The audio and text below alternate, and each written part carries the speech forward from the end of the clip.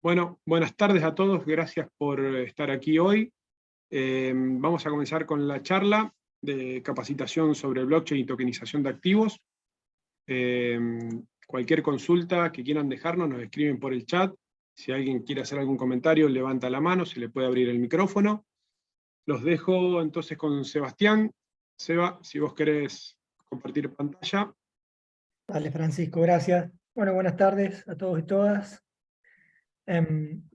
Muchas gracias por sumarse a este encuentro. Me confirman que están viendo bien la pantalla.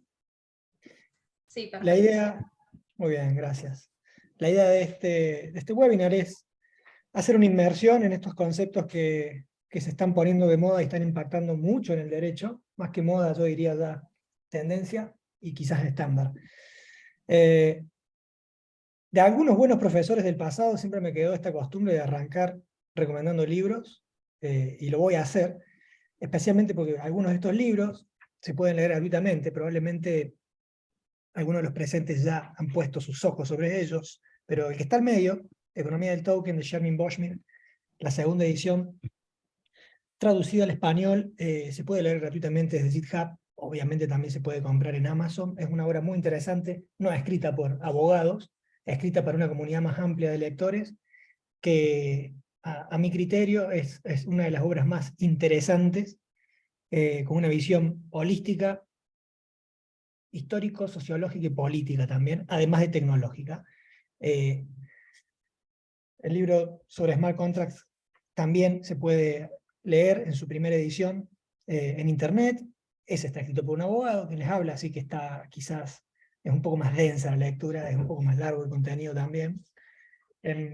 Recientemente, desde Thomson Reuters, se editó una obra colectiva en 2 tomos, que es Blockchain y Derecho, que dirigen Gastón Biel y Fernando Branciforte, entre otros, y en el cual participan muchos abogados del país, abordando temas tanto en el sector público como privado. Específicamente yo pude aportar ahí un capítulo sobre uso de tecnología de registro distribuido en el sector público, una obra interesante, muy actualizada. A la izquierda ven Publicaciones Delta, una editorial española que acaba de sacar este libro con el título Criptomonedas, Reflexiones con la economía, las finanzas, el marco regulatorio y la tecnología, que es una obra colectiva donde participamos profesores de la UBA, de la Facultad de Ciencias Económicas de Ingeniería también.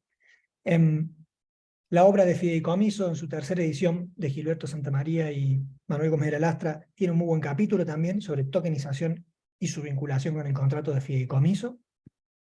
Y lo que es ya también una Biblia, a mi criterio, quizá la primera obra colectiva en Argentina en abordar estos temas, que va ya por su 5º tomo, que es Fintech, Aspectos Legales, de Santiago Mora y Pablo Palazzi como compiladores, y que tiene una cantidad fenomenal de artículos muy buenos, desde su primer tomo hasta el último.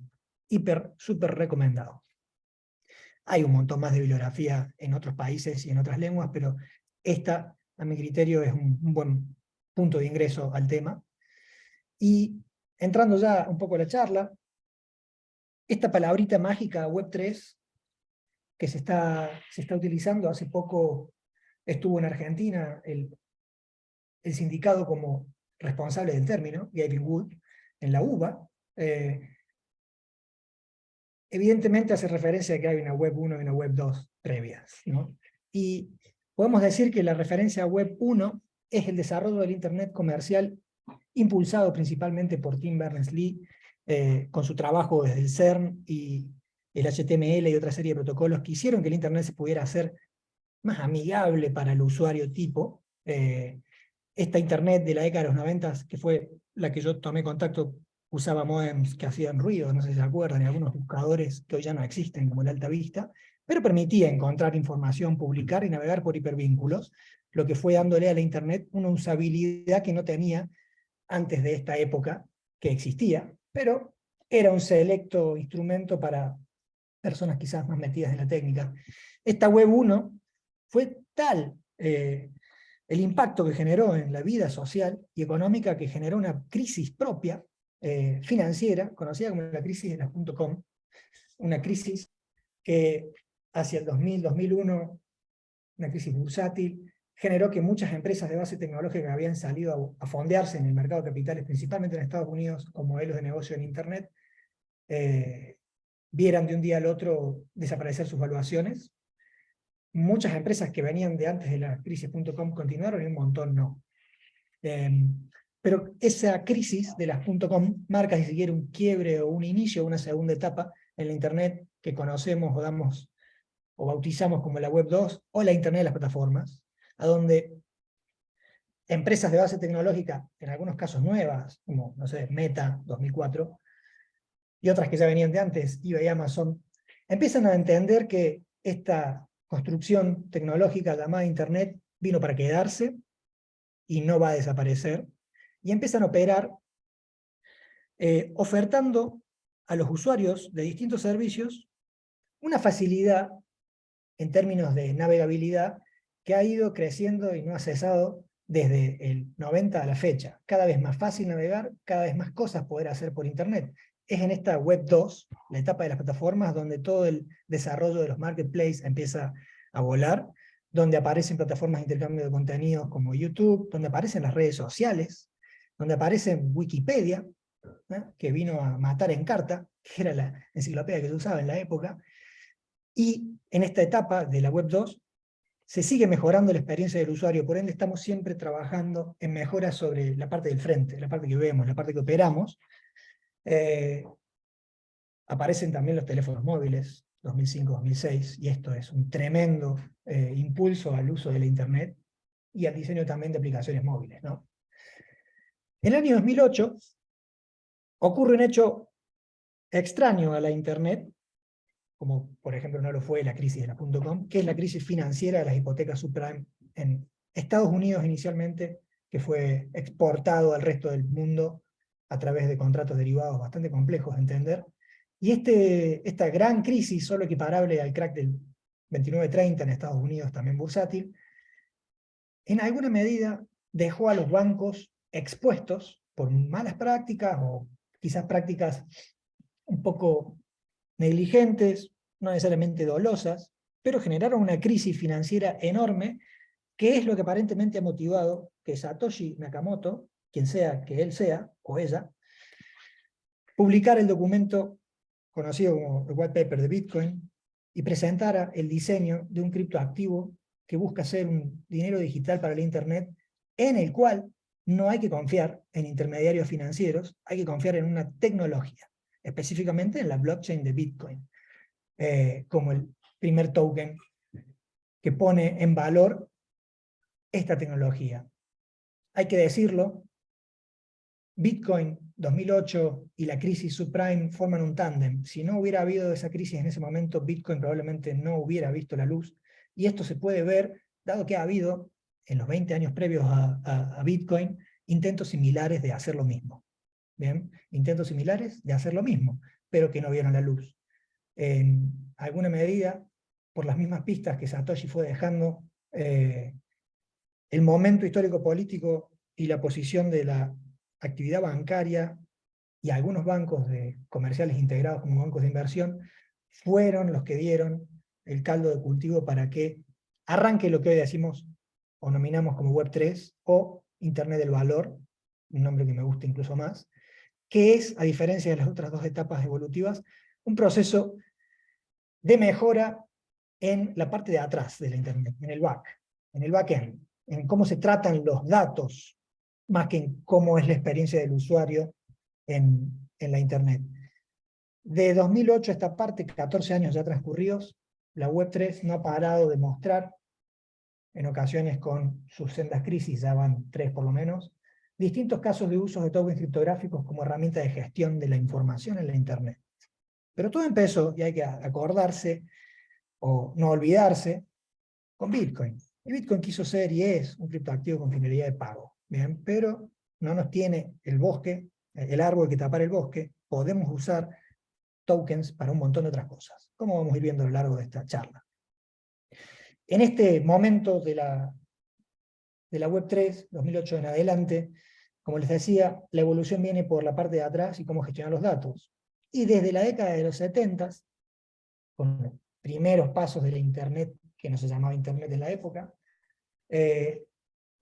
y todavía hoy, muchos, por no decir todos los datos que circulan por Internet, están siempre siendo alojados en servidores, data centers enormes, que tienen dueños, muchos dueños.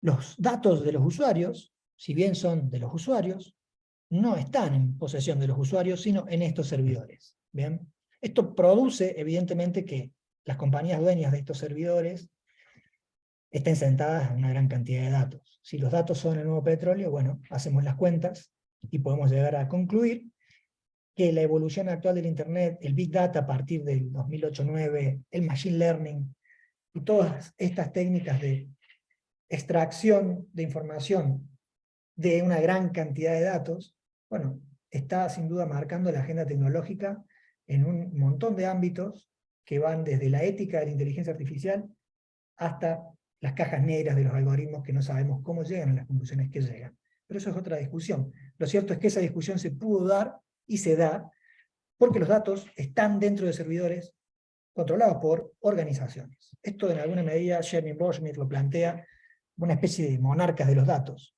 y es adecuada, me parece, la conceptualización.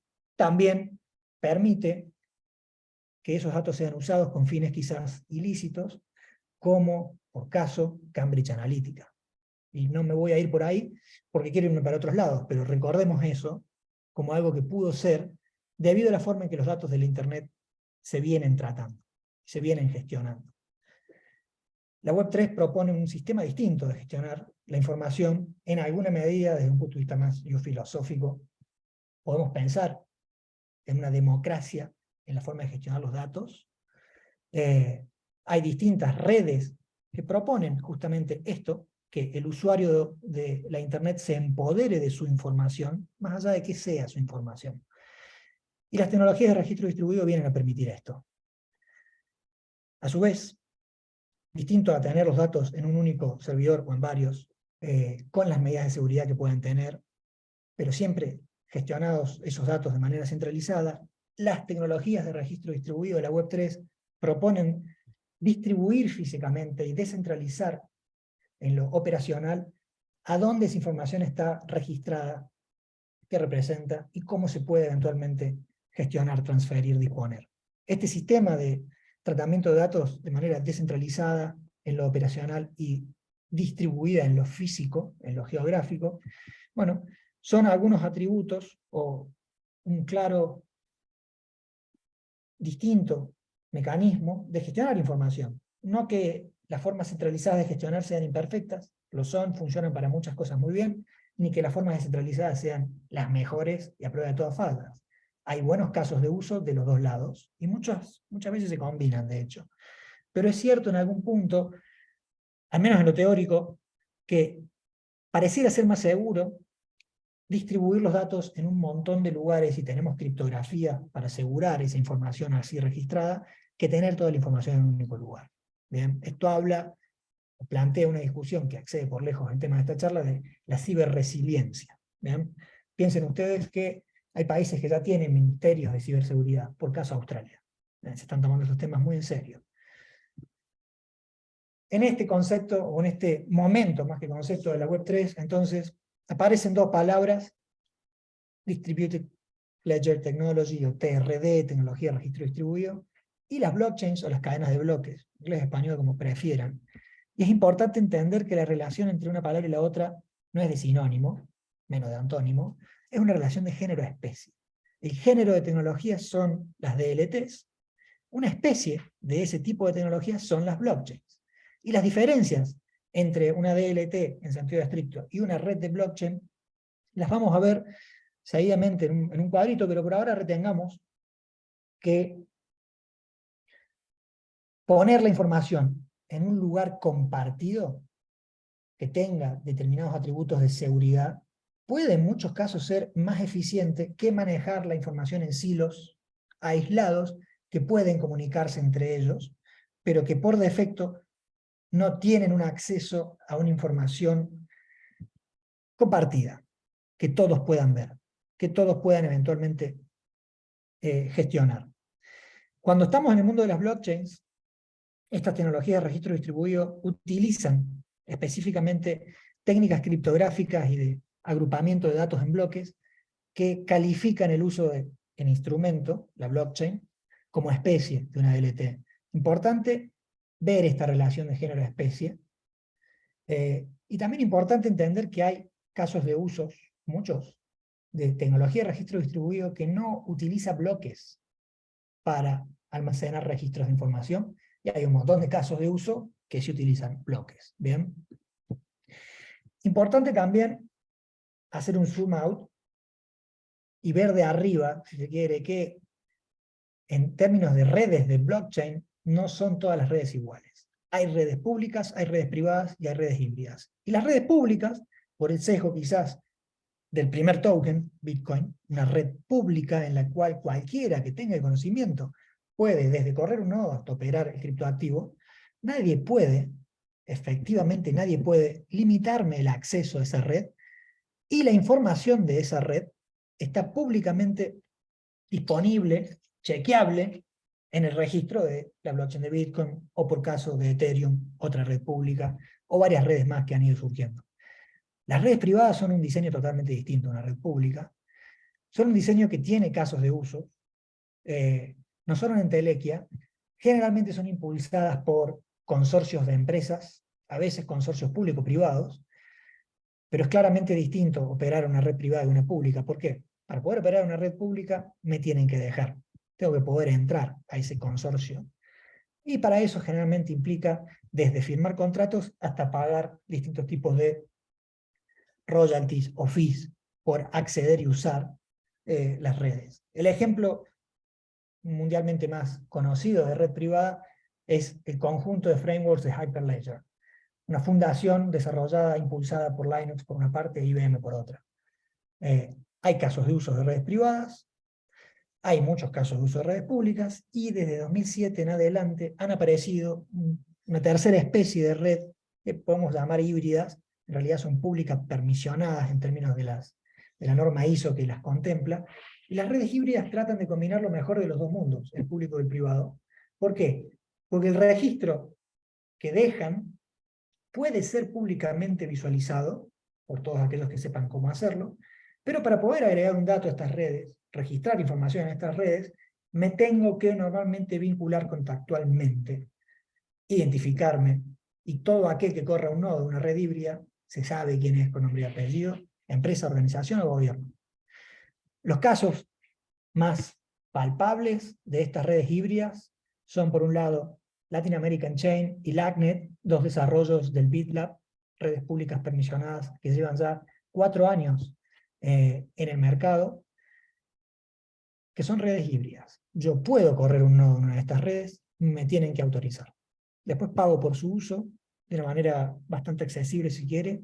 Se trata de una infraestructura que tiene criptografía quantum resistant, digamos, realmente están en la frontera del conocimiento, pero son impulsadas por un consorcio dentro del cual BitLab es parte, también lo es LACNIC, también lo es la Red Clara de universidades, bueno, y varios jugadores más. La otra sigla que ven ahí, EPSI, sería la prima hermana de LACNIC o de LACNet, pero la versión europea. European Blockchain Service Infrastructure es una red pública permisionada que se está impulsando a nivel de la Unión Europea, más o menos con la misma finalidad que el BitLab impulsa en Latinoamérica, o Iberoamérica en realidad, LACNet y LACNet. Tener una infraestructura que tiene un carácter de bien público, regional, que esté a disposición de la comunidad, sea del sector público o del sector privado, para pilotear casos, para construir y ver si podemos eficientizar actividad privada o actividad pública, según sea el caso. Las tres fisonomías, taxonomías de redes tienen muchos casos de uso, como les dije. Hay que analizar en cada caso qué conviene.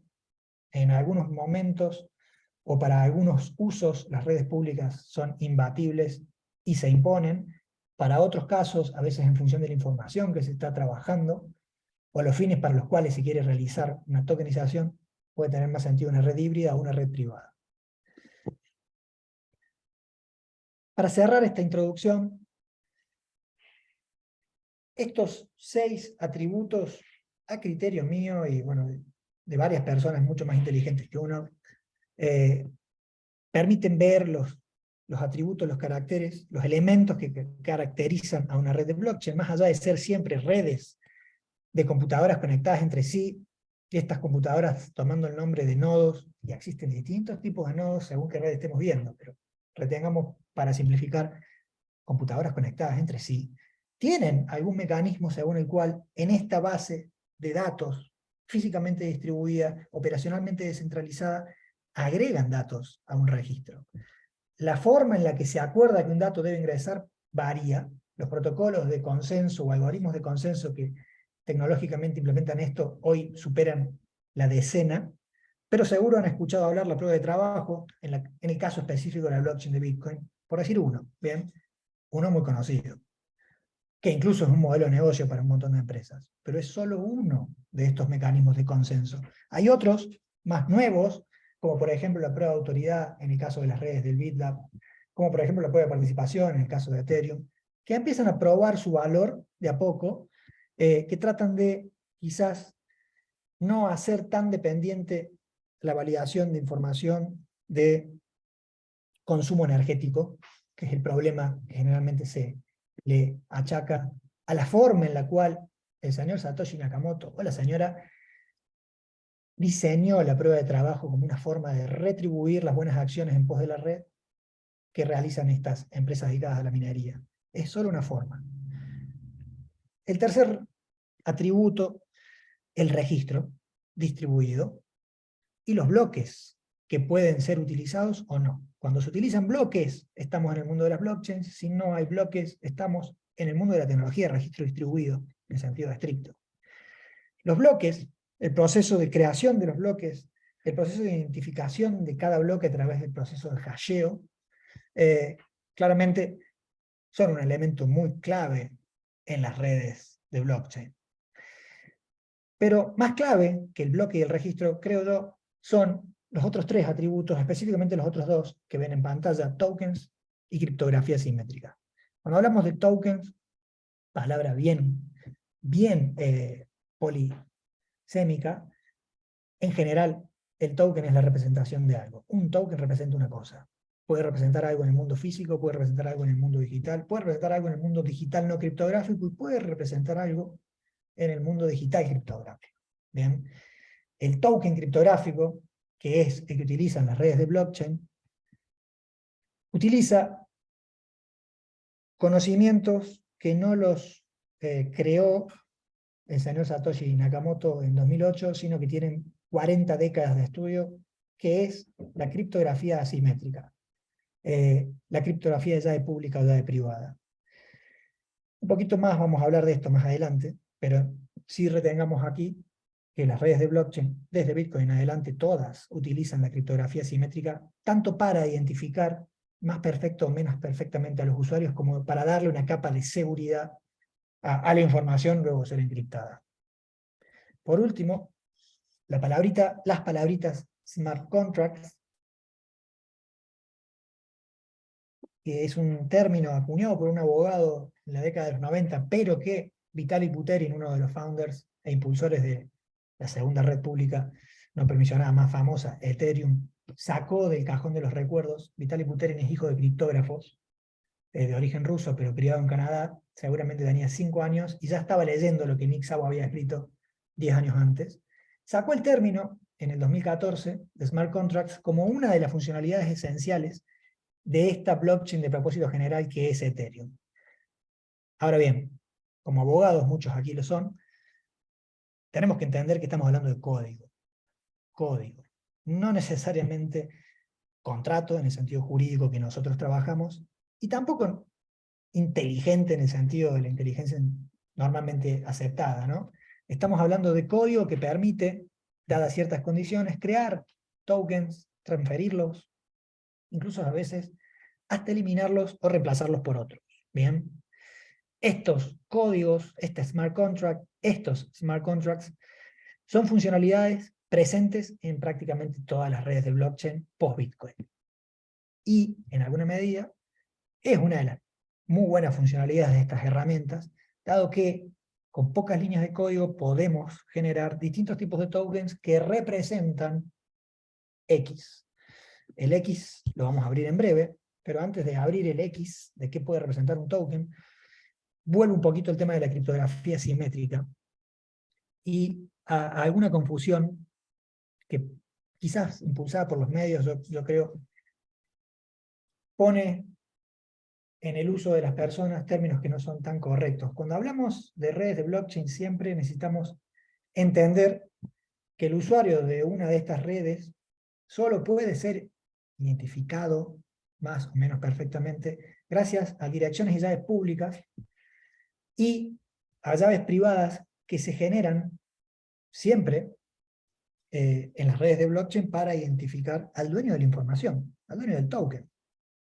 El dueño de la información puede disponerla, remesarla, enviarla dentro de la red utilizando una llave privada, pero esa llave privada está siempre relacionada a una llave pública de la cual también se puede extraer una dirección. Bien, estos tres elementos, llave pública, dirección, llave privada, permiten que la información en estas redes de registro distribuida pueda, primero, ser asignada a alguien. Aunque no sepamos quién con nombre y apellido es ese alguien. Ese alguien tiene el poder de disposición de esa información. No es muy sexy, de hecho no es muy linda la forma en que estas llaves públicas, privadas, direcciones se manifiestan. Por suerte los códigos QR simplifican un poco, tampoco lo hacen mucho más lindo, la forma de presentar la información. Pero entiendan una cosa, todo el negocio de custodia de llaves privadas, que es básicamente el negocio, buena parte del negocio de la industria de los exchanges de criptoactivos, radica en gestionar estos elementos. La llave privada asignada a una llave pública y obviamente también vender criptoactivos a quienes quieran, ¿no? La custodia de estas llaves privadas es un tema muy relevante, máximo en estos días con lo que ha pasado con FTX, pero entendamos que, dada la forma en que esta tecnología opera, cuando un usuario de cualquier tipo de token, sea o no un criptoactivo con finalidad de pago, está en poder de su llave privada y puede estarlo a través de distintas formas, billeteras que no hacen custodia, billeteras frías, ejemplos como MetaMask y ese Nano Ledger que ven a la derecha, esa persona realmente está empoderada de su información. Él mismo puede decidir cuándo, a quién transfiere esa información. Muchos usuarios van por un camino más friendly, si se quiere, en la experiencia, y recurren al servicio de custodia de llaves privadas, delegándola en jugadores conocidos hoy como exchanges. Not your keys, not your coins, pueden haber escuchado esto. Cuando decimos not your keys, es your private keys. Cuando vos estás delegando tu llave privada en alguien, sabe que estás comprando todo el riesgo de que ese alguien pueda ser objeto de un ataque cibernético, como ha habido muchos casos, puede usar para el mal esas llaves para mover tokens sin que uno sepa, aunque pueda enterarse. Y las billeteras criptográficas, mal llamadas wallets, no tienen adentro dinero. Tienen adentro un software que puede ser web-based, que puede ser dentro de un dispositivo que parece un pendrive como este Nano Ledger, pero que no lo es. Son elementos, las billeteras criptográficas, que gestionan llaves privadas asociadas a llaves públicas que tienen una dirección en N redes. ¿Bien? La custodia de llaves privadas es un negocio en el cual todos los bancos en 2 o 3 años van a estar operando ya, hay muchos operando. En Estados Unidos hace ya 2 años se empieza a abrir esta posibilidad para que los bancos ofrezcan la custodia de llaves privadas a clientes que quieran operar contra ellos, del mismo modo que ofrecen ese servicio exchanges en Argentina y en otras partes del mundo. Bien. Importante este detalle de a dónde dejas tu llave privada. Vamos sí ahora al token criptográfico. ¿Qué es una representación de algo? Como les decía. Bueno, puede representar muchas cosas. Acá en pantalla vemos, a nuestro criterio, algunas cosas que ya se han o se están representando a través de tokens criptográficos, y es importante segmentar cuando un token criptográfico representa algo que puede ser considerado un activo, en términos de la ciencia económica, que cuando representa algo que no es un activo, ni puede ser considerado un activo, que es todo lo que vemos a la derecha en pantalla, punto 5.1 y 5.2, 5.3. El uso de tokens criptográficos para representar cosas que no son un activo es a mi criterio uno de los usos que más va a crecer en esta década. Podemos hablar desde representar la identidad de una persona en un ámbito digital, por ejemplo, contra el Estado, y todo lo que el Estado representa, como también representar identidad de objetos, no necesariamente de personas, como ocurre en el caso de BMW hace varios años ya, que representa con tokens todas las autopartes de un vehículo y también la identidad del vehículo terminado. Bien, estamos representando personas, objetos, hasta identidades a los fines de acceder a servicios públicos con tokens criptográficos que no pueden ser considerados un criptoactivo, aunque la tecnología sea la misma. También podemos usar tokens criptográficos para representar instrumentos, certificaciones, piensen en títulos universitarios, credenciales, skills, saberes que una persona puede haber ido adquiriendo a través de su formación. También podemos representar, y acá yo deposito mi fe en que esto efectivamente llegue a ser algo que veamos incluso en nuestro país, el ejercicio de derechos civiles o políticos. A pequeña escala, local, presupuesto participativo, por ejemplo, una escala mucho más ambiciosa como el sufragio en elecciones generales. Hay casos, por ahora, pilotos, donde la ciudadanía empieza a usar tokens para hacer saber con seguridad, en este caso tecnológica elevada, cuál es su opinión respecto de algo, para lo cual ha sido consultado o que ha decidido hacer saber a sus funcionarios o a quienes los gobiernan. El mundo de los no criptoactivos, a falta de un mejor nombre, NSA, es realmente un mundo muy interesante. Vamos a ver algunos casitos de estos más adelante. Pero claramente es el mundo de los criptoactivos el que desde 2008 obtiene la mayor cobertura de los medios, es objeto de la mayor cantidad de legislación en el mundo, y tenemos que entender, o al menos a mí me sirve entender, que el mundo de los criptoactivos comprende varios usos distintos de tokens criptográficos. Voy a empezar históricamente con el primer uso. Bitcoin. Quiere ser un criptoactivo, quiere ser un medio de pago, no tiene forma de estabilizar su valor y eso puede o no atentar contra su uso como medio de pago. Cualquier similitud con el peso es pura casualidad. El Bitcoin, como medio de pago sin mecanismo de estabilidad, es un token criptográfico que quiere ser eso, una especie de moneda para la Internet, no emitida por un Estado, que funciona en la forma en que funciona, que permite hacer solo lo que permite hacer, pero al fin del día, 14 años después, hoy, cada vez más, la gente conoce de este criptoactivo y con distintas intencionalidades toma exposición en él. Ahora, hay, a partir de 2014, otros criptoactivos que también quieren ser un medio de pago, pero que han buscado la forma de resolver este problema de un valor que puede subir y bajar en función de distintos factores exógenos, desde una suba de tasas de la Fed hasta alguna regulación nacional de un país relevante. Bueno, ¿cómo hacer para que un criptoactivo tenga un valor más o menos estable contra algo que permita que la gente lo use en la Internet? Ya ha habido distintos tipos de mecanismos para tratar de darle estabilidad a estos tokens criptográficos que quieren ser medio pago. Desde algoritmos que ajustan automáticamente la oferta y la demanda, que a fecha no han sido los más robustos mecanismos, ejemplos Terra, Luna en marzo de este año, hasta sistemas de contragarantía a donde el organizador de un criptoactivo que quiere ser un medio de pago le dice a la comunidad de sus usuarios que en un lugar, normalmente en una actividad supervisada, auditada y usando servicios financieros tradicionales, hay un contravalor equivalente a cada token que está dando vuelta en el mercado. Estos son casos, por ejemplo, de Ether, USDC, Paxos. Mucho podríamos hablar acerca de este uso puntual de token estable que deriva su valor de una contragarantía y que, por carácter transitivo, entonces vale a veces lo mismo que un dólar, un euro. Bien, hay muchos casos, hay 3, 4 que son los más usados, pero hay también un caso muy interesante que yo creo que es muy desconocido a pesar de la relevancia geopolítica y tecnológica que tiene, que es el caso del yuan digital.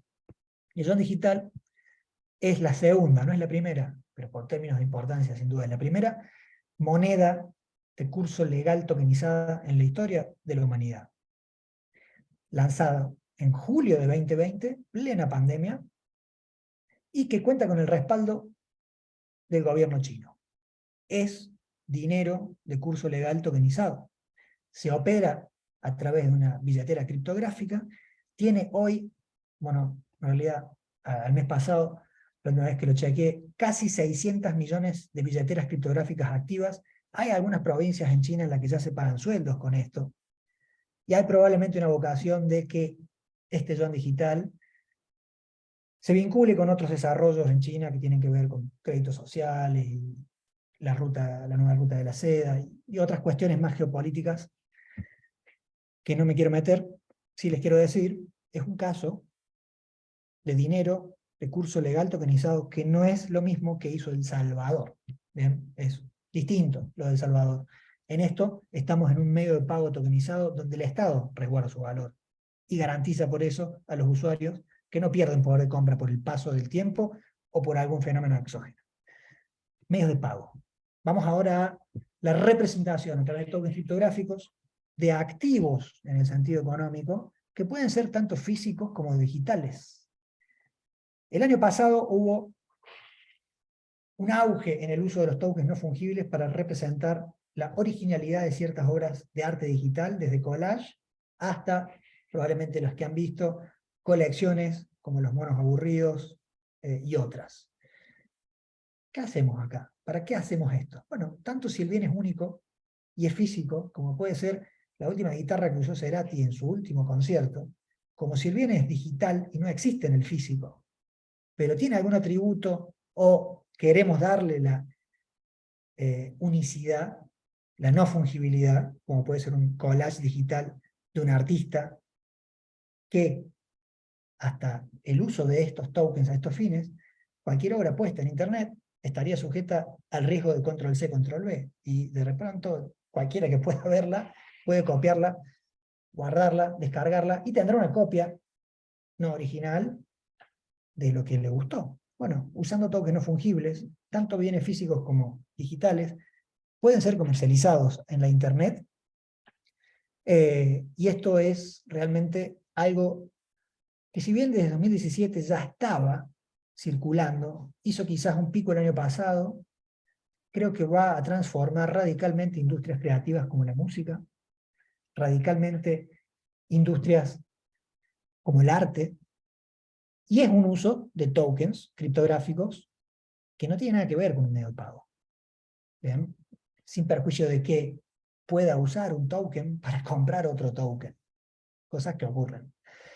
El mundo de los servicios también puede ser comercializado a través de tokens criptográficos. En el año 2017, esta fue la primera, si se quiere, o la segunda, según a quien se lea, burbuja dentro de la Web3. El Crypto Winter de 2018 fue la caída en general de valores de un montón de tokens que eran utility tokens, en el sentido de que quienes los habían adquirido en realidad los adquirían pensando que el servicio digital que estaba atrás iba a ser cada vez más utilizado, y por ende, para pagar el uso de ese servicio con esos tokens, el valor de esos tokens iba a subir.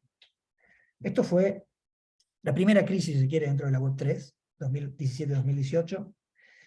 Estamos hablando de servicios que, en ese caso, la mayoría eran digitales, en comercializar servicios no digitales, bien, a través de estos tokens criptográficos.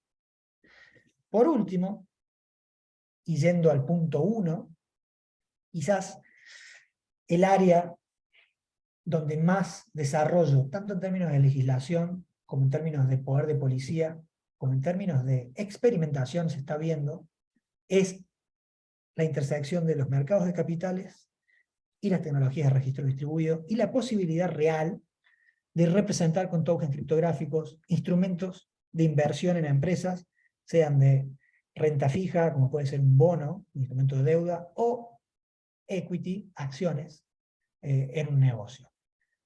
hasta cosas más complejas como derivados, o incluso créditos de carbono.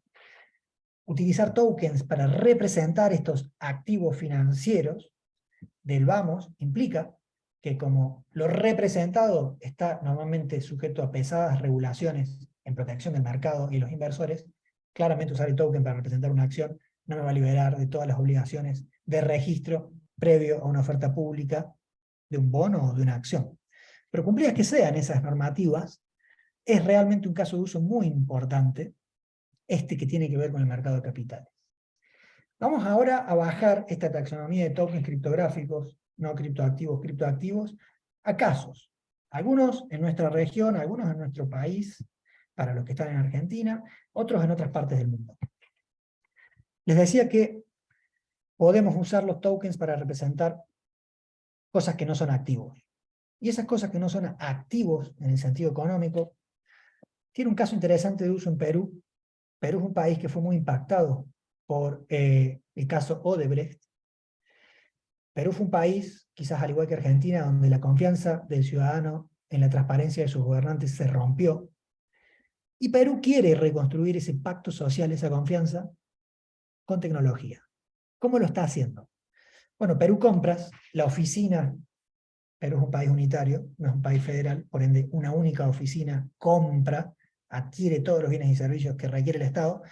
Perú Compras, hace ya unos años, utiliza LACchain, la red pública permisionada del BitLab, como un notarizador, no en el sentido legal de notario, sino como un instrumento que permite registrar distintos atributos y pasos del proceso de compra pública, que no es generalmente un proceso simple, ¿bien? Obviamente más complejo en función de lo que estemos adquiriendo, pero implica normalmente desde un pliego, un llamado a licitación, consultas de los oferentes, hasta que finalmente se adjudica un contrato a alguien.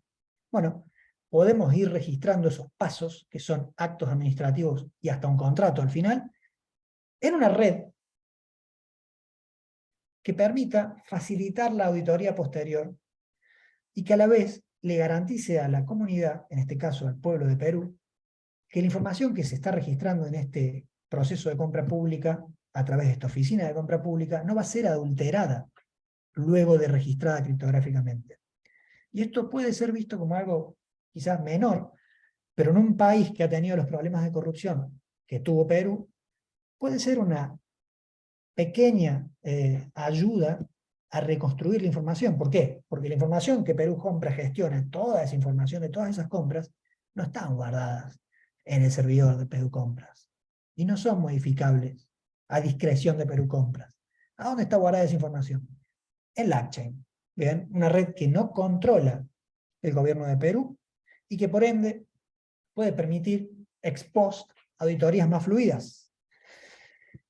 Lo mismo está ocurriendo, aunque con un poco más de demora, estos son proyectos más nuevos, en Brasil, el lugar a donde el caso Odebrecht arrancó. El Tribunal de Cuentas de la Unión, país federal Brasil, al igual que nosotros, controla el gasto, ¿bien?, del sector público. Y el BANDES, el Banco de Desarrollo, tiene interés en que ese control del gasto pueda ser eficientizado a través de lo que ellos denominan el uso de la red de blockchain de Brasil, RBB. ¿Y cuál es el objeto? Algo parecido al caso peruano. Utilizar tokens criptográficos para dejar pruebas criptográficas inalterables de los distintos pasos del proceso de compra pública. ¿Y para qué hacer esto? Por la misma razón que Perú Compras quiere usar estas tecnologías. Tratar de dar más seguridad, más certeza a la comunidad, a la ciudadanía, de que no se van a volver a repetir los escándalos de corrupción que pegaron tan fuerte en este país. ¿Estamos haciendo uso de criptoactivos en estos dos casos? No. Estamos dejando registros criptográficos de documentos, que pueden ser actos administrativos como contratos. Desde ningún punto de vista, esos tokens representarían activos. ¿Bien? Hay también en la región y en España casos que están, si bien a nivel piloto en el caso de Colombia, que están llevando el tema un poquito más allá. En lugar de usar las redes como un mero registrador criptográfico de ciertos datos, podemos diseñar o utilizar tecnología de registros distribuidos para automatizar algunos procesos de la compra pública. En el caso de Aragón, una pequeña comunidad española, pero que por año celebra 2.500 contratos e invierte 6.000 millones de euros, en el año 2018, fíjense, que adelantados, sanciona una ley a nivel de comunidad autonómica, obligando al sector público a buscar casos de uso de tecnología de registro distribuido, y dentro de ese proceso de política pública llegaron a pilotear, y efectivamente usaron en plena pandemia 2020, un sistema montado en la red de Ethereum, pública no permisionada, para automatizar la compra de bienes que no tienen mayor complejidad su adquisición. Por caso, barbijos. Barbijos, los del COVID.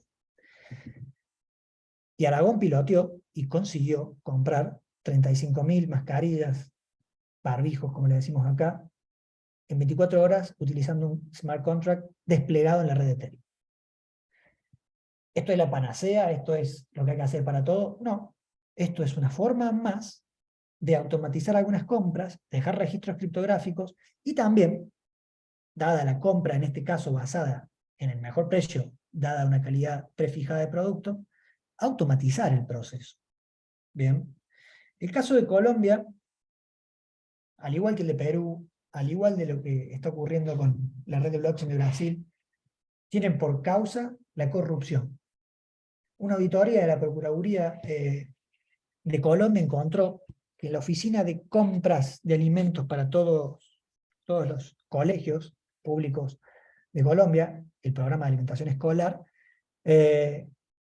había habido bastante fraude debido a funcionarios con poder de compra y cosas como pagar 4 veces el precio de algo o pagar 32 millones de raciones de algo que no se entregó, fueron detectadas.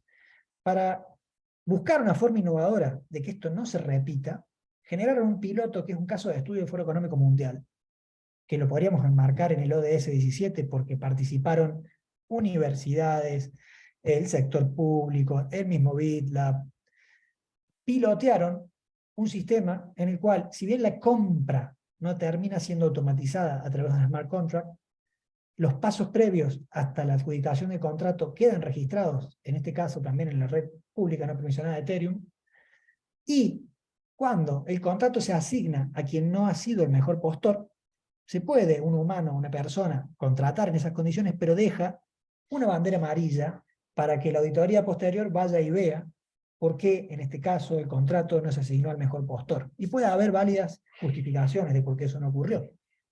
La herramienta, en este caso, piloto, busca facilitar la auditoría posterior a través de la creación de registros criptográficos no adulterables, que permitan de vuelta, como en el caso de Perú, como en el caso de Brasil, reconstruir quizás la confianza de la ciudadanía en sus gobernantes. Otro caso donde usamos tokens criptográficos para representar cosas que no son necesariamente un activo en el sentido económico, tuvo lugar en Córdoba la semana pasada, que fue la primera subasta de certificados de carbono desplazado.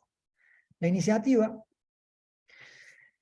está impulsada por un ministerio, el Ministerio de Servicios Públicos, cuenta con un gran apoyo de cámaras empresariales, cuenta con el apoyo del BitLab dentro de un convenio marco celebrado. ¿Y qué busca hacer? Busca que por un lado ciertos proyectos que están orientados a, por ejemplo, fuentes verdes de energía, como son la generación distribuida fotovoltaica, el biogás, los biocombustibles, que en Córdoba se generan y mucho, e incluso también la conexión a la red de gas natural.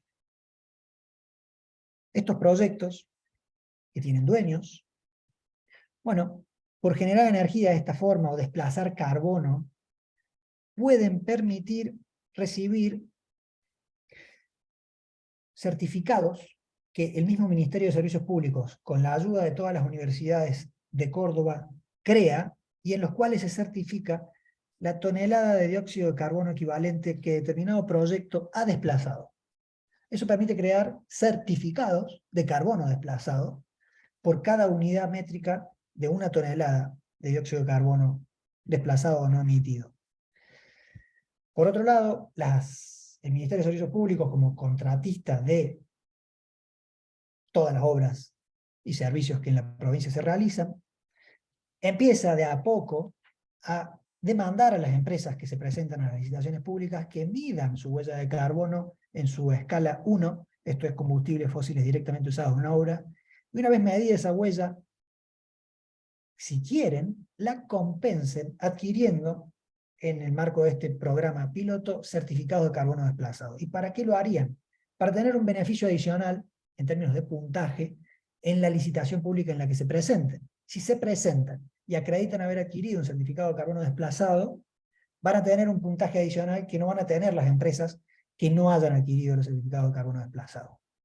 Esto es un piloto a una escala muy controlada, un ministerio respecto de contratistas y una serie de proyectos muy específicamente elegidos con la participación de las universidades certificando el carbono desplazado. ¿Para qué se usa el token acá?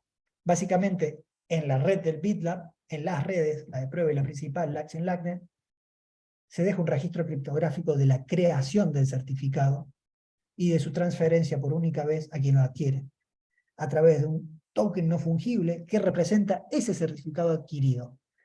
Ese certificado adquirido, tokenizado, solo tiene validez ante el Ministerio de Servicios Públicos. Esto no quiere decir que cualquier empresa no pueda participar en la puja, se subastan estos certificados, y pueda adquirir estos certificados a los fines de compensar su propia huella. Eso no está prohibido, se puede, pero la idea del piloto es contratistas de obra pública empiecen a medir la huella y a compensarla. ¿Bien?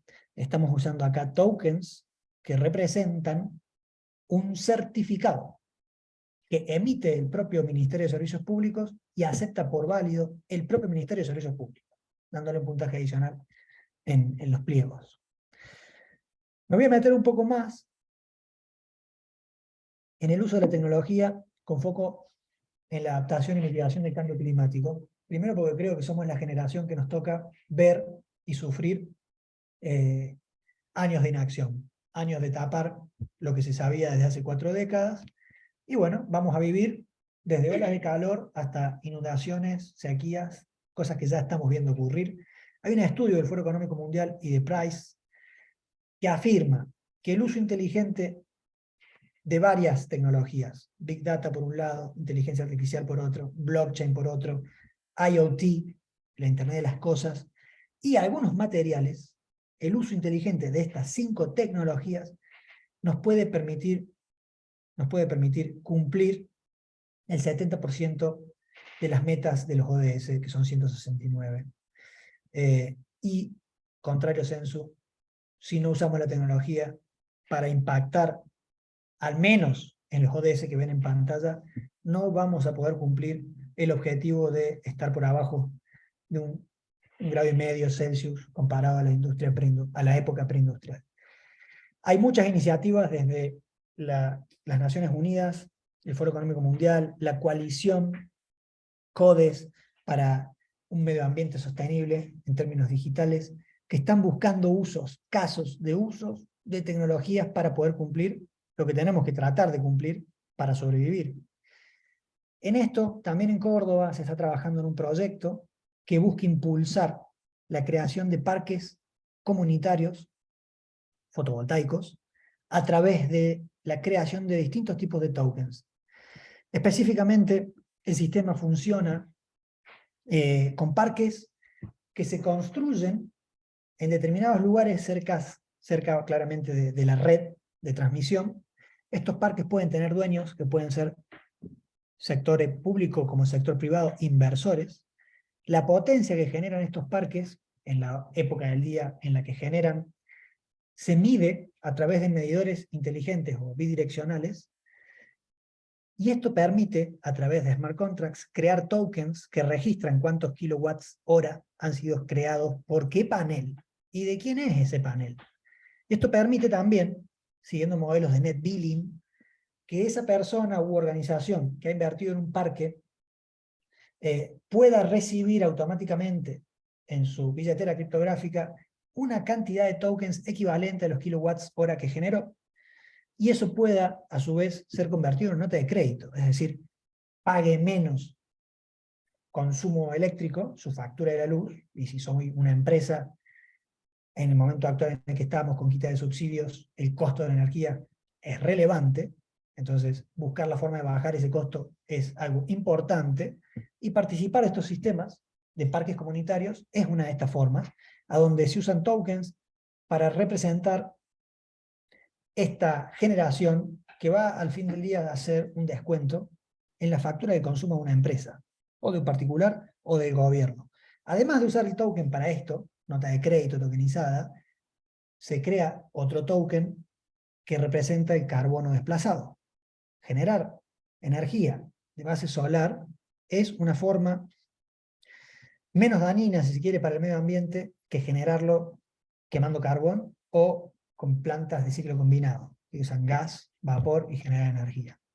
Entonces o la idea, generar tokens que representan el carbono desplazado, y como tercer elemento para estimular la construcción masiva de estos tipos de parques, se va a buscar en Córdoba generar beneficios fiscales en términos impositivos, ¿bien?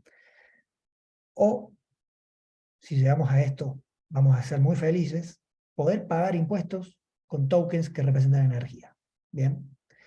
Es un piloto que se impulsa también desde el Ministerio de Servicios Públicos, busca impactar positivamente en nuevas formas de generar energía, estimularlas lo más que se pueda.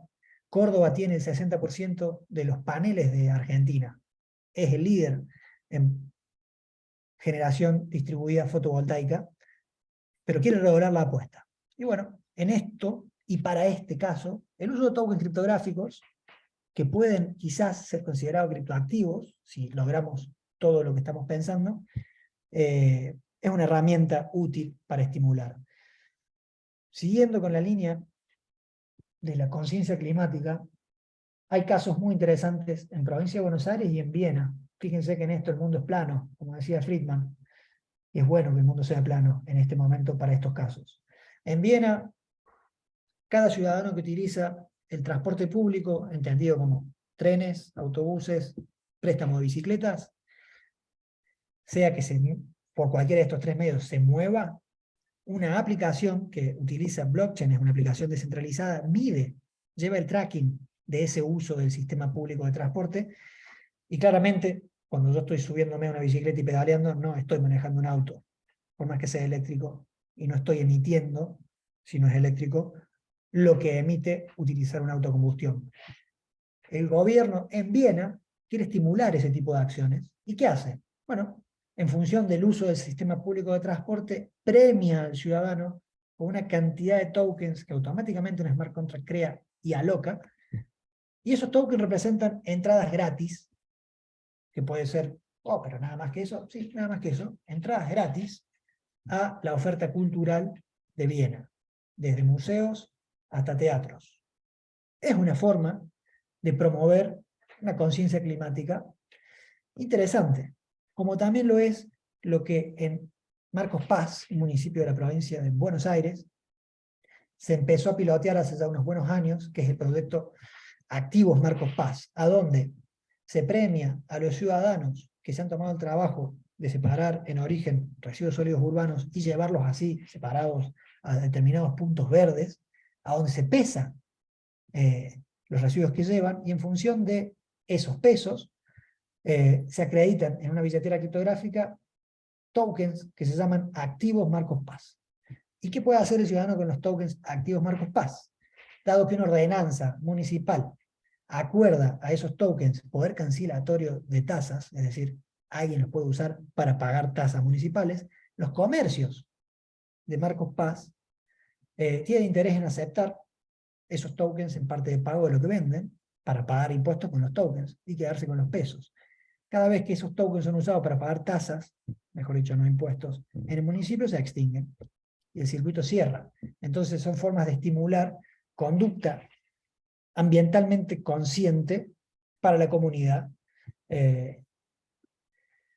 Y mucho se está hablando en estos días del tema del control acerca de quiénes son beneficiarios y quiénes no debieran serlo de subsidios, ¿no? Ustedes piensen que en el momento que podemos llegar a representar con un token criptográfico el dinero en sentido legal, la moneda, el dinero fiduciario, como se conoce, bueno, una smart contract puede tener por objeto ese dinero y habilitar, transferir a quien corresponda, el importe que corresponda, si se cumplen las condiciones que correspondan.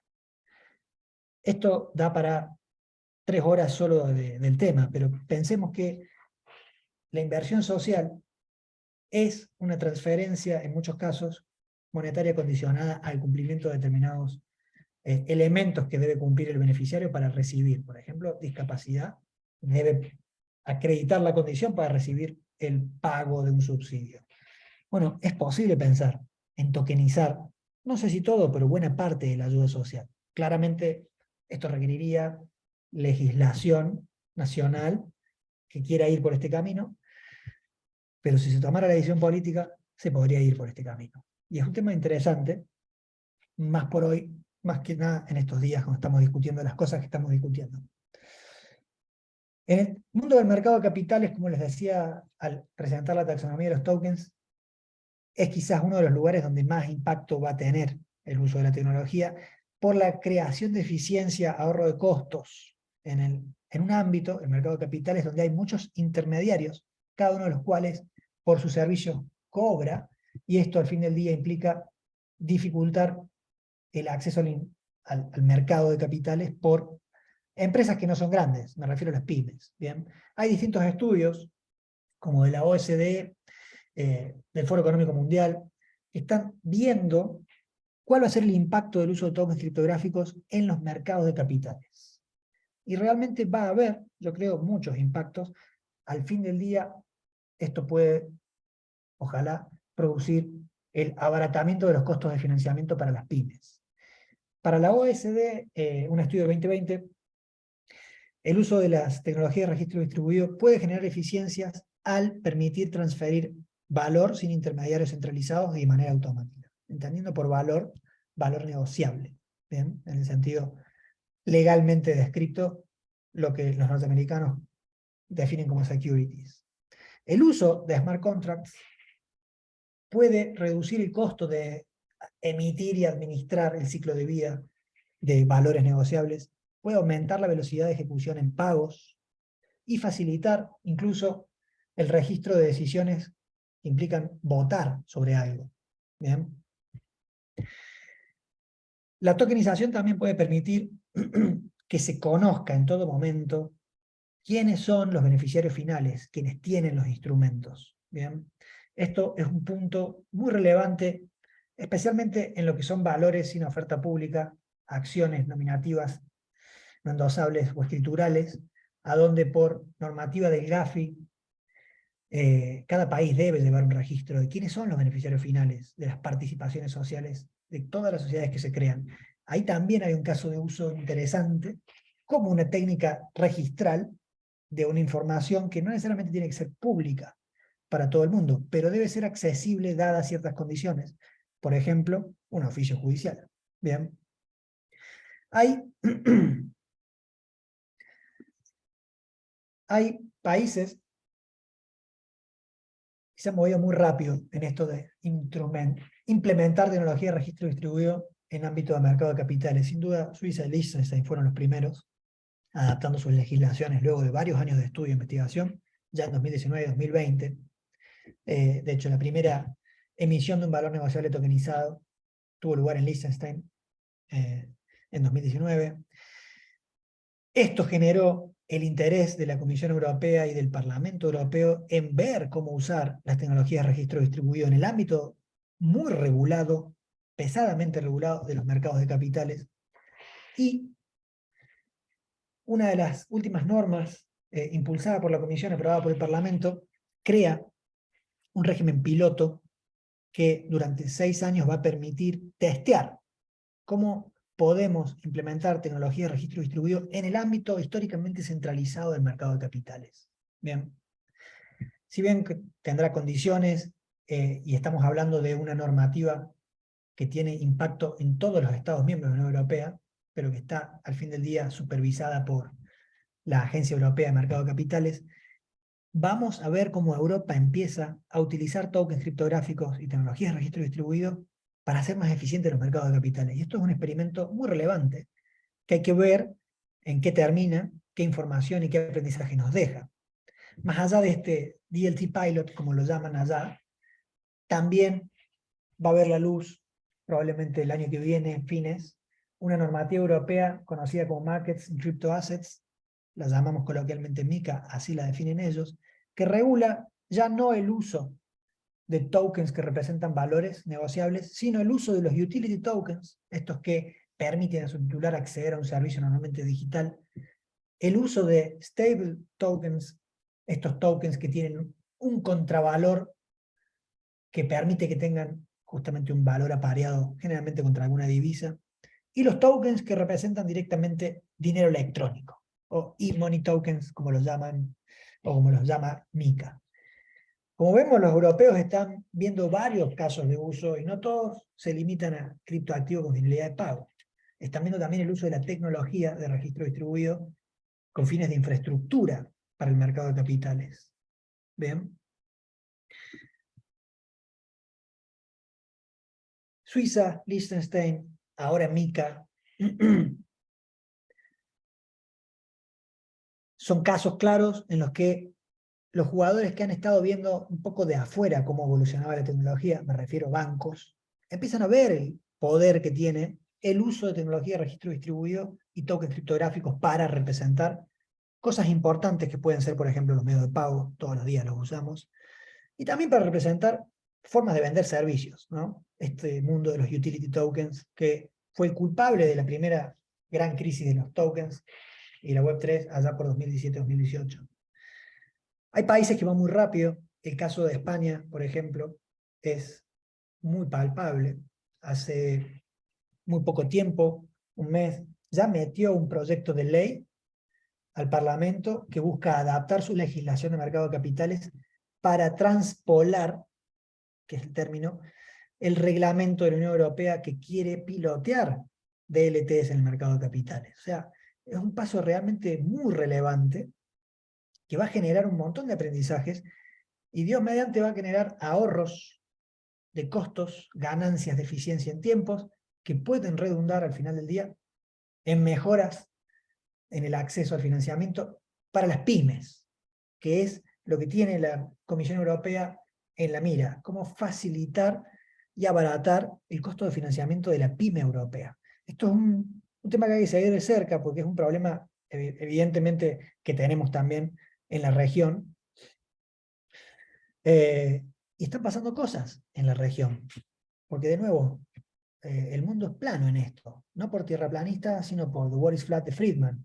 En Colombia, que tiene un sandbox que lo impulsa la Superintendencia de Servicios Financieros, hace muy poco tiempo, meses, tuvo lugar ya una prueba en la que un token criptográfico representó un bono que fue emitido por un gran banco, La Vivienda, creo uno de los más grandes, y suscripto por el grupo BID, usando la infraestructura de blockchain del grupo BID Latchain.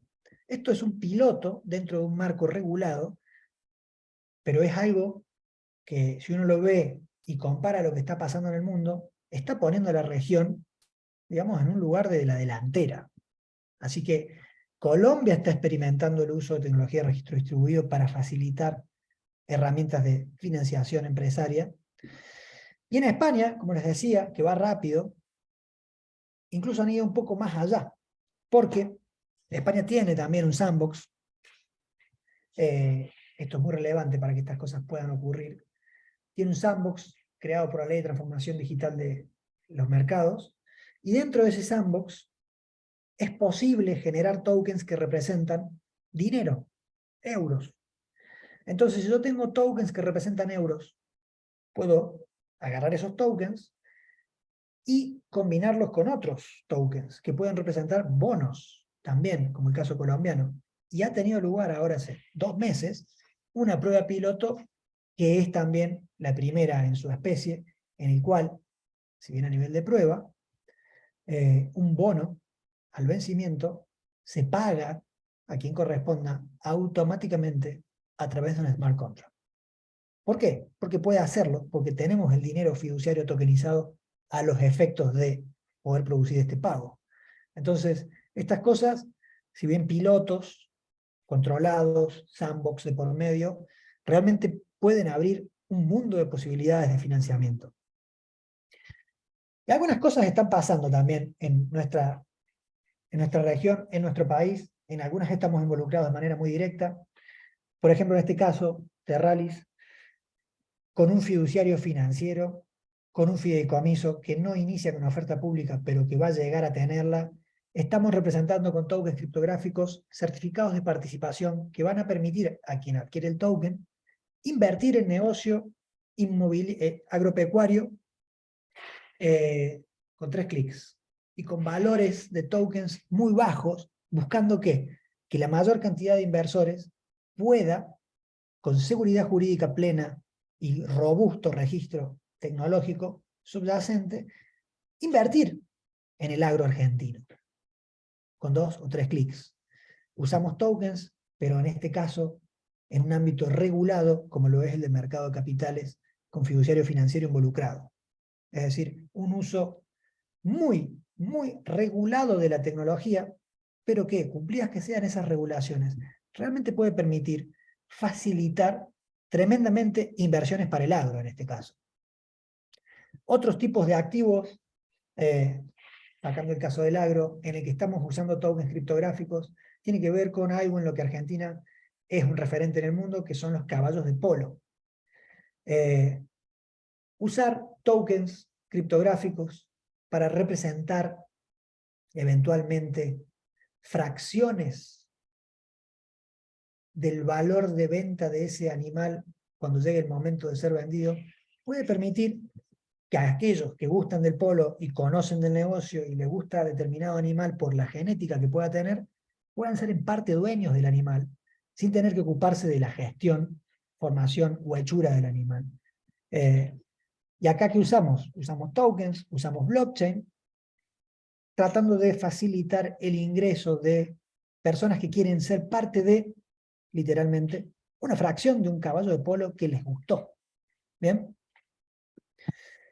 El mundo del real estate es un caso que en distintas plazas tiene ya muchos casos de uso, valga la redundancia, distintos formatos de estructura, pero es posible usar tokens criptográficos tanto para vender fracciones de inmuebles como para facilitar inversiones en desarrollos inmobiliarios. Y no son lo mismo vender una fracción de un inmueble que facilitar una inversión en un negocio inmobiliario. Jurídicamente hay distintas normativas a cumplir, algunas muy cerca del mercado de capitales, pero también podemos usar tokens criptográficos en ecosistemas, barrios, desarrollos inmobiliarios ya consolidados, para, por ejemplo, tomar decisiones acerca de hacia dónde debe ir el uso de espacios comunes, la inversión de fondos que tienen que ver con mantenimiento, y crear entidades autónomas descentralizadas para la gestión de comunidades, ¿no? Un concepto que Smart Villages, que pueden ver y van a ver, creo, cada vez más,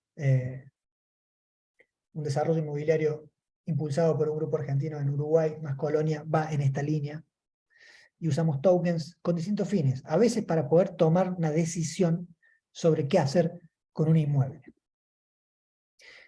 Y para ir entrando al último punto de la charla, me estoy pasando unos buenos minutos ya, me quiero meter en un tema que también a los abogados nos atañe, que es justamente usar registros criptográficos en redes públicas. En algún punto puede ser algo que se interprete vulnera la privacidad de las personas, porque tenemos un artículo 18 en nuestra Constitución, o la cuarta enmienda en el caso de Estados Unidos, que hablan de que la correspondencia epistolar y los papeles privados son inviolables, y que una ley tiene que determinar cuándo y con qué justificantes se puede allanar un inmueble o acceder a los papeles privados de una persona, ¿no? El habeas data vino a proteger nuestros datos personales, incluso dentro de los personales, los sensibles, de su uso sin nuestro consentimiento, con una ley que está ahora en tránsito a su modificación, con una nueva ley de datos personales, probablemente el año que viene viendo la luz. Y una discusión más de fondo, incluso más filosófica, que la quiero dejar planteada, que tiene que ver con el uso de la criptografía y su vinculación con el derecho humano a la privacidad. Digamos, las personas tienen el derecho a usar técnicas criptográficas para comunicarse como una forma de garantizar que efectivamente sea inviolable lo que están comunicando a través de ese medio. Eso por un lado. Por otro lado, las personas, cuando eligen utilizar, los ciudadanos, redes públicas, la información que está volcada en esas redes, dado que es público el registro, ¿estamos en alguna medida renunciando a nuestro derecho a la privacidad por usar ese tipo de instrumentos? Estas discusiones son gruesas, son relevantes, están siendo investigadas por Naciones Unidas, que ha creado incluso un ámbito específico para discutir esto. Está habiendo leyes en distintas partes del mundo que toman distintos enfoques. Hay leyes que prohíben directamente el uso de tecnologías de encriptación por razones de seguridad nacional, casos de Pakistán, casos de Irán, casos de Turquía, casos de China. Hay otros países que registran o licencian el uso de tecnologías de encriptación, es decir, no lo prohíben, pero lo quieren controlar en el sentido de saber quién está haciendo qué. Rusia principalmente, de los países grandes ahí. Hay otros países que están sancionando normativa que dan en ciertos casos poderes especiales al Estado cuando hay una investigación criminal, que puede incluso obligar a las empresas de desarrollo que trabajan en criptografía a generar lo que se llaman backdoors en casos que el Estado lo requiera. Y es importante, o al menos relevante a mi criterio, hacer el link de esto con el fallo Alavi, ¿no?, de la Corte Suprema, que generó el surgimiento de base pretoriana en nuestro país de las acciones de clase. Justamente era un tema de estos: privacidad, una ley de inteligencia interna. Distintos países están tomando distintas posiciones. Yo creo que la discusión está bueno darla. Tenemos que entender que las redes de blockchain públicas justamente son públicas. Entonces, por más que haya algún resguardo, dado los seudónimos, dado que las llaves públicas y las direcciones no necesariamente dicen quiénes somos, justamente porque buscan proteger eso y fue la forma que se encontró y hasta ahora se encuentra, no menos cierto es que utilizar estas redes con transacciones seudónimas en alguna medida deja expuesto a que, utilizando otros elementos tecnológicos, estas direcciones públicas, esta pseudonimia, pueda ser quebrada y podamos identificar un usuario con nombre y apellido. ¿Bien? Al fin del día, las redes de blockchain van dejando huellas digitales. La gran discusión que está habiendo en Europa hoy, perdón, me fui un poquito, se me fue la mente, antes de ir a Europa, casos recientes de Estados Unidos que está bueno que conozcan. Caso Carpenter del año 2018, un caso penal, que no implica el uso de blockchain, pero implica el uso de tecnologías de triangulación para encontrar o detectar si una persona estaba físicamente en un lugar a través de triangulación de las redes de telefonía. Bueno, el caso Carpenter en Estados Unidos fijó un criterio de que sí, se puede pedir a las empresas de telecomunicaciones que den esa información, pero tiene que haber un juez firmando una orden. La cuarta enmienda, la privacidad de las personas, nos cubre, o a ellos los cubre, de este tipo de acceso a este tipo de información, salvo una orden judicial. Bien. En materia fiscal, en enero del 2020, ya sí implicando el uso de redes de blockchain, hubo un contribuyente que intentó judicialmente frenar que una exchange al cual le había comprado criptoactivos le diera al IRS, la FIC norteamericana, información de qué criptoactivos, cuándo y a qué valores habían comprado. Se litigó el caso, justamente el contribuyente alegaba que el uso de estas redes, si bien dejan registros, no per se implica que esos registros sean accesibles en un orden judicial. ¿Bien? En este caso, se consideró que no era necesario una orden judicial, por una doctrina puntual que tiene en Estados Unidos, que implica que cuando yo he elegido usar servicios como por ejemplo un banco o un exchange en este caso, hago entrega de mi información a esta tercera parte, y respecto a esa tercera parte, en posesión de mi información, no rige esta garantía constitucional que ellos conocen como la cuarta enmienda. Un tema muy delicado, en un caso fiscal. Un caso no tan complicado, mucho más claro, que tiene un bemol penal, que es el caso Gratoski 2020. Había en este caso pago de pornografía infantil con criptoactivos, había una investigación penal en curso, y dado el carácter penal de la investigación, se consideró que el uso justamente de la blockchain de Bitcoin para hacer pagos, al ser una red pública, implica que el usuario está renunciando a su derecho de privacidad, y por ende la información, si fuera triangulada, como se puede y como en el caso lo fue, puede determinar que se sepa que él fue el que hizo una transacción, en este caso, que él pagó con bitcoins por el acceso a información, en realidad a contenido pornográfico. Y bueno, esta discusión de Estados Unidos, estas discusiones, lo fiscal, lo penal, la pornografía infantil, el uso de Bitcoin, tiene en el lado europeo también una discusión muy amplia que tiene que ver con el Reglamento Europeo de Protección de Datos vigente de 2018, conocido como GDPR, ¿no? GDPR asume y trata a los datos seudónimos, las direcciones y llaves públicas de una red de blockchain, como datos personales, que por ende pueden ser asociados a una persona.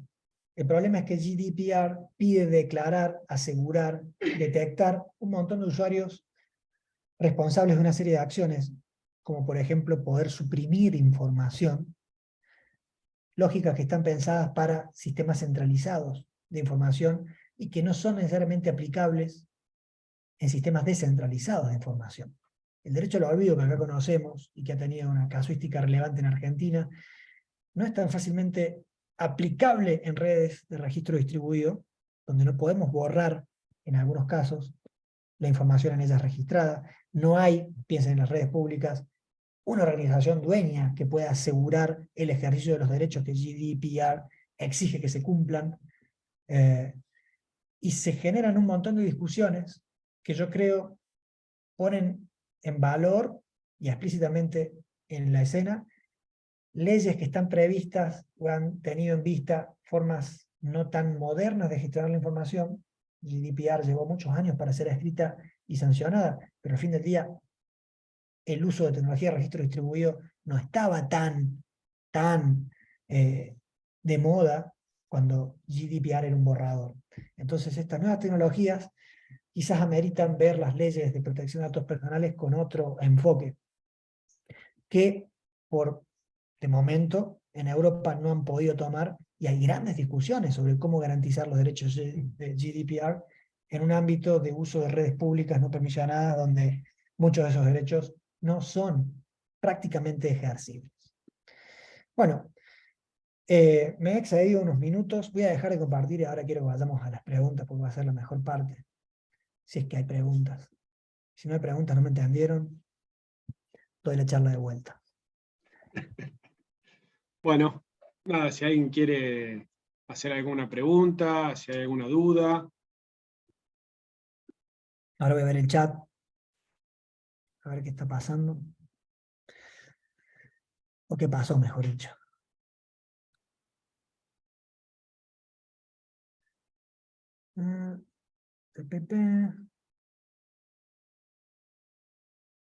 Hola, hola, hola. Bueno.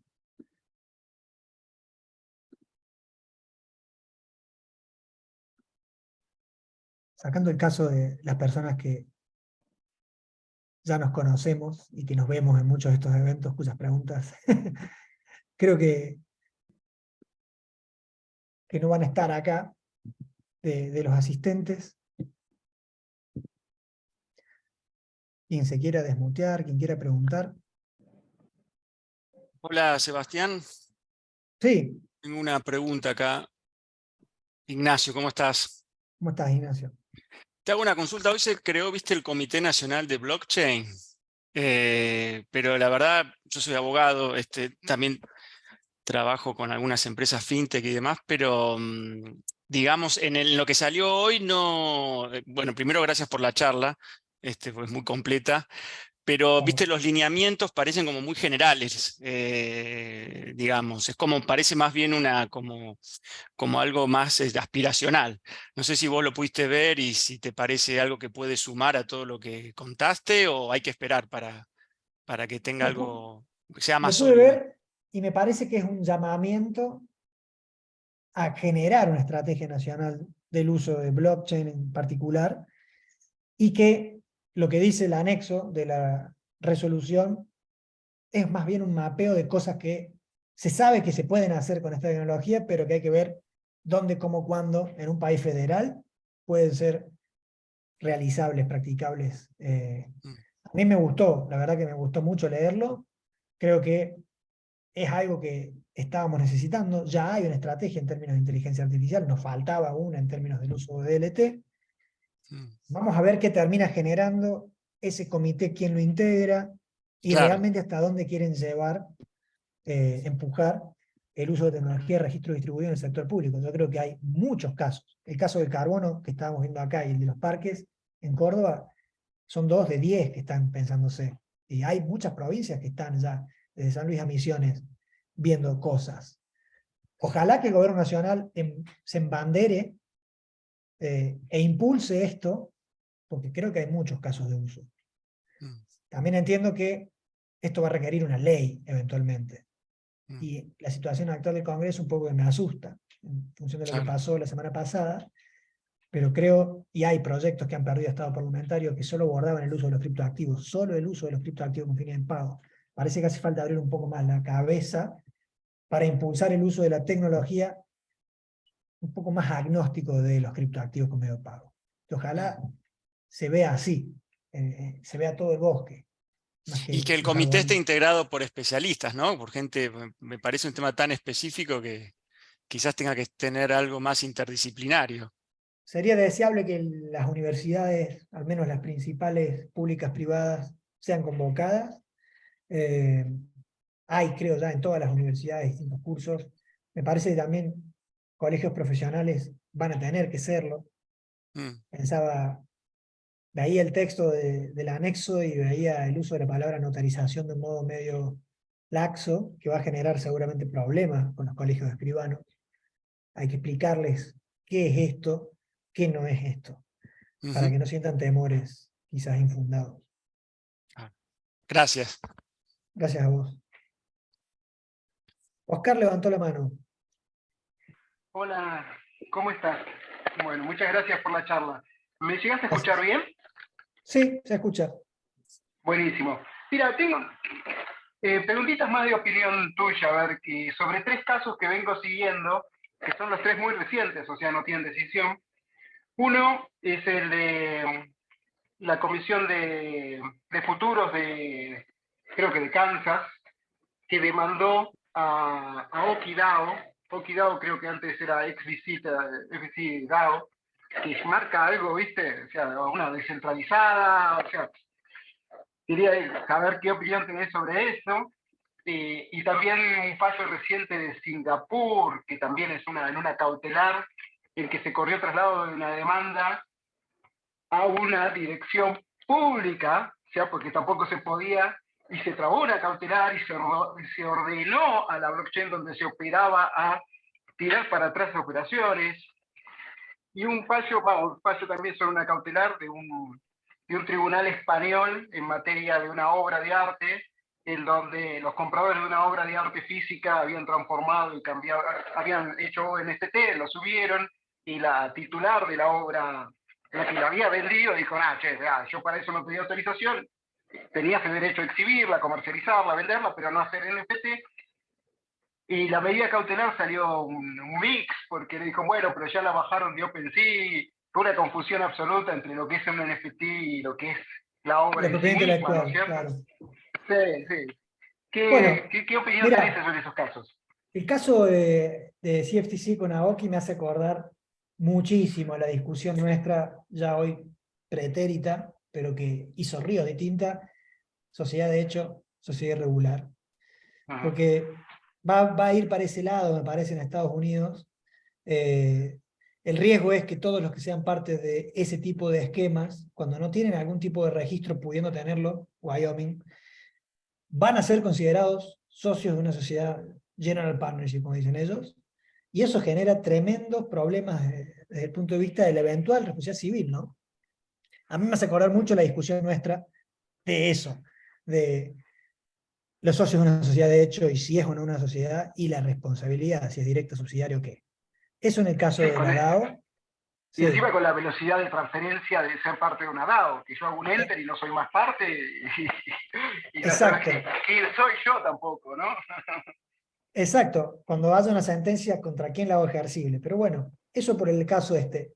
La notificación de demanda a través de NFTs, en el caso que ocurrió, pudo tener lugar porque había un operador centralizado a quien notificar para que en esa dirección esto se pudiera congelar. Digamos. Como había custodia de llaves privadas y no era imposible congelarlo. O sea que sí, está bueno cuando hay un actor centralizador que hace custodia de llaves privadas, sea lo que sea, NFT, Marketplace, cualquier cosa, se puede.